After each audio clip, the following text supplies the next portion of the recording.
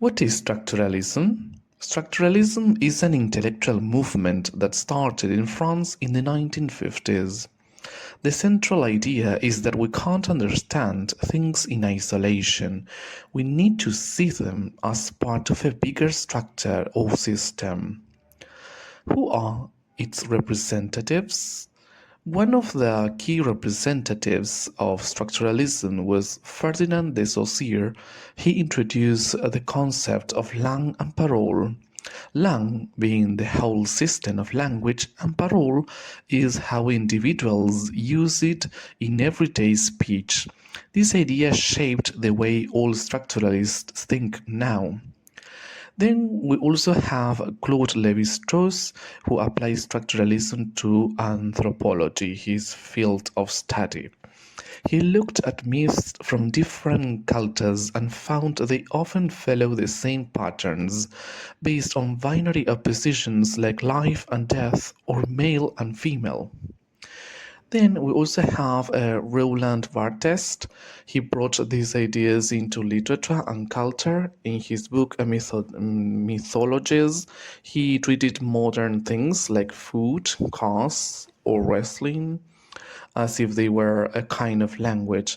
When analyzing literature, he broke texts down into different codes, such as symbols, actions, or mysteries to show the hidden structures behind the story. In literature, structuralism helps us understand how individual stories connect to larger systems, like genres, cultural myths, or patterns we see again and again. We can also look for binary oppositions, like the contrast between art and life in Poe's The Oval Portrait. According to Saussure, we should see each individual text, what he called parole, as part of a wider system called langue. For example, one novel fits into the long tradition of novels as a genre.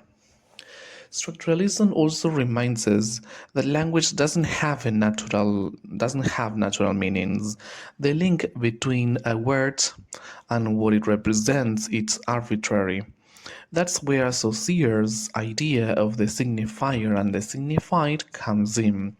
The signifier is the word or sound, like for example rose, and the signified is the idea behind it, like beauty, love, or passion that is attributed to that word rose.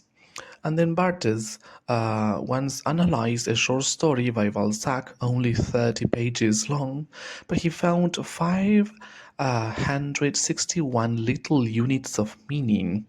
He grouped them into 5 different codes, showing that even short stories contain layers of hidden structure.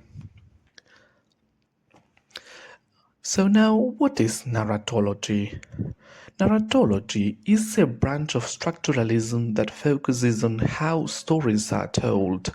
Over time, it became its own field with specific tools and terms. It studies the techniques that all stories share. So it's not just about what a story tells us, but how it tells it. Narratology makes a clear distinction between two things: the story, which is the basic sequence of events in order, and the plot or discourse, which is how those events are presented to the reader or viewer. And who are the representatives of narratology? This idea goes all the way back to Aristotle. In Poetics, he described how stories worked by focusing on things like a character's fatal flaw, hamartia, a moment of realization, agnaroses, and a sudden reversal of fortune, peripecia. For him, action revealed character. And then much later, Vladimir Propp studied Russian folk tales and found they all followed a common structure. He discovered 31 narrative functions, like things like tests, rewards, and journeys, and 7 main character roles like the hero, the villain, or the helper. He showed that these stories were built from shared elements arranged in predictable ways. And then there's Gerard Genet. He focused more on how stories are told. He introduced important ideas like the difference between showing and telling, mimesis and diegesis,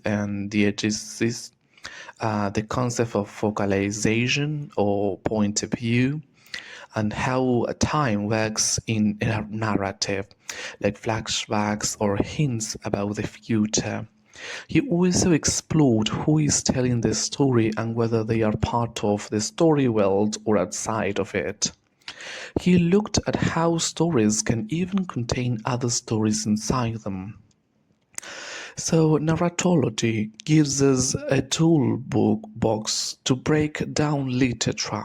It helps us identify a story's structure, examines the narrator's perspective, and understand how time moves, whether we are looking at flashbacks, flash forwards, or a normal timeline.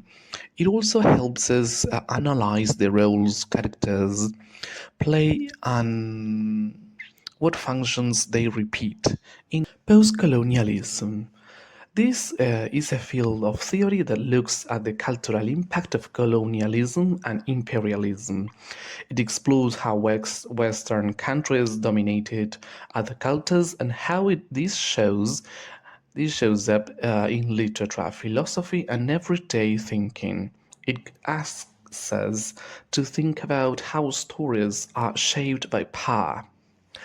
As regards its representatives, one of the most important thinkers in post-colonialism is Edward Said. In his book Orientalism, he showed how the West often created a false image of the East to justify its own power. He called for critics to stay connected to real social and political issues, and believed that intellectuals should both challenge and understand the systems they are part of. Then we have Spivak, which is another representative. She is famous for her essay Can the Subaltern Speak? In it, she explains how the voices of colonized people are often left out, even by critics who mean well. She combines feminism, Marxism, and deconstruction to show how even progressive theories can silence the very people they claim to support. She also criticizes how Western feminism sometimes ignores the reality of women in the global South. And then we have Homi Bhabha. He brought in new concepts like hybridity, ambivalence, and the third space. He argues that colonial power is never as stable as it seems. Colonized people find creative ways to resist, often by mimicking the colonizers in ways that actually undermine them. Hybridity, when cultures mix, creates a space where old power structures start to break down. So, in literature, in the field of literature, post-colonial theory helps us read texts in new ways. For example, with Said, he read Heart of Darkness not just as a racist book, but as a text that is both part of colonial thinking and also critical of it. Spivak looked at Jane Eyre and White Sargasso Seed to show how ideas of feminism were shaped by empire. Bhabha's ideas of hybridity lets us read post-colonial literature not just as stories of victimhood, but as complex spaces where resistance and identity are constantly being negotiated. Thanks for watching.